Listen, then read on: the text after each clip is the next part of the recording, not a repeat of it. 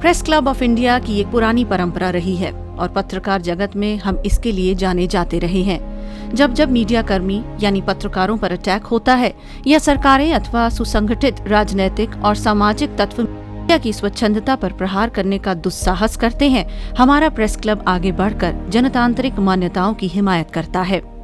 इसके कई उदाहरण हमारे सामने हैं। मीडिया पर लगाम लगाने वाले इमरजेंसी के दौर के कानूनों का मुकाबला प्रेस क्लब ऑफ इंडिया के गेट पर ही हुआ था। बिहार प्रेस बिल के खिलाफ मोबिलाइजेशन में पीसीआई की केंद्रीय भूमिका रही।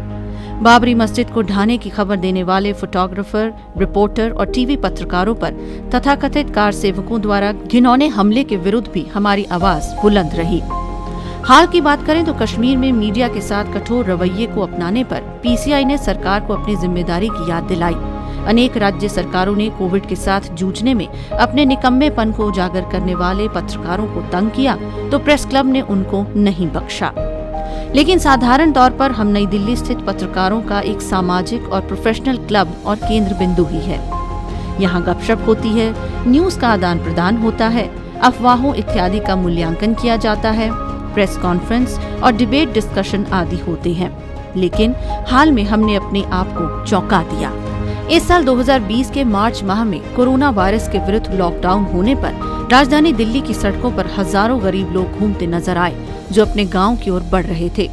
साथ ही साथ फरवरी महीने में हुई सांप्रदायिक दंगे से प्रभावित भारी तादाद में लोग बेघर और लाचार हो गए थे। दिल्ली सरकार इनको भूख से बचाने की कोशिश में जुटी। इतने बड़े पैमाने पर लोग बेघर शायद बंटवारे के बाद इतनी भारी तादाद में पहली बार दिखे। इस मौके पर प्रेस क्लब ऑफ इंडिया ने एक सामाजिक दायित्व निभाया। मीडिया अपनी जिम्मेदारी प्रश्न पूछ कर निभाने की आदी है, लेकिन इस अवसर पर हमने कुछ उत्तर देने का प्रयास किया। झट से हमने अपने किचन में सैकड़ों खाने के पैकेट रोज बनवाकर जरूरतमंद लोगों में बंटवाने का काम शुरू कर दिया। ये सिलसिला हमने 2 महीने तक खींचा, जबकि हम बिल्कुल ही फुक्कड़ थे।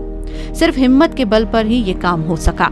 हमारा किचन स्टाफ कमर कसकर इस काम में लग गया।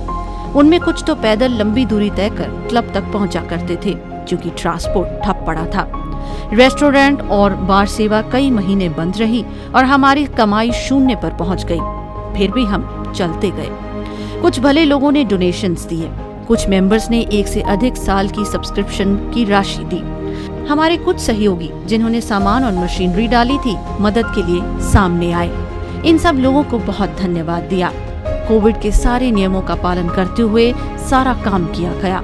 हमारी माली हालत अभी भी कई गुना नेगेटिव है, लेकिन हमें बस इस बात का संतोष है कि हम मोटा मोटी 40,000 जरूरत में बुरी तरह फंसे लोगों के कुछ काम आ सके, उन्हें 1 जून खाना देकर। प्रेस ने इस बात को कवरेज दी, देश में भी और इंटरनेशनल मीडिया ने भी हमारे हौसले को बढ़ाए रखा। उनके हम शुक्रगुजार हैं। लेकिन अब समय है फिर से हम अपने प्रोफेशनल काम का फावड़ा चलाने में लग जाएं और अफवाहों, डिस्कशन और खबर की दुनिया में गोता लगाएं।